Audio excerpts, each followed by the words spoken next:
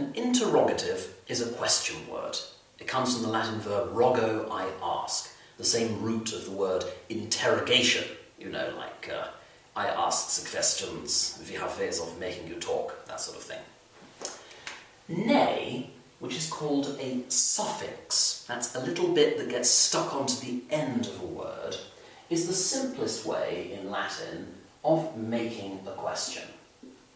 If you have a look at the first question over here, if the ne didn't exist, if we had villam aedificamus, that would mean we are building a villa.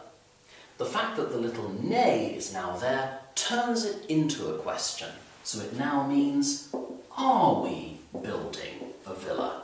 Or do we build a villa?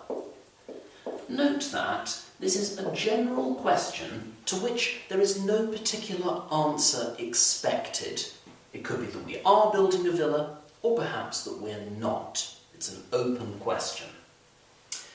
The word nonny expects the answer yes, and it can be translated, if a little bit literally, using the English word surely. So in this sentence, surely, there's our subject inside the verb, you, semper, always, laboratis, work, and bene, well. Surely you always work well. Or perhaps better in English, you always work well, don't you? It's better English, if possible, to avoid surely, which is a bit on the clunky side. Now, where nonny expects the answer yes, num expects the answer no. So again, a literal translation of it would be surely not. So in this example, surely, there's my subject, s, you singular. Surely you are not, because we're expecting the answer no, vulneras, wounding, poetams, my object, the poet. Surely you are not wounding the poet. And again, in better English, you're not wounding the poet, are you? That would be an unusual thing to do.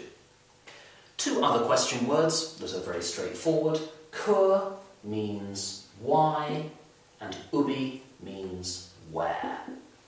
So in number 4, cur puellae festinant in sylvam, why are the girls festinant, hurrying, in sylvam, into the wood.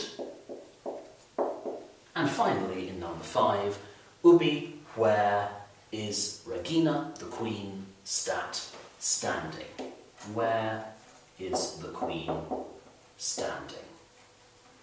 Note that in this sentence, the word order has got a little muddled, with the subject at the end and the verb in the middle. You will quite often find with questions that Latin word order can get moved about a bit, particularly with the word ne.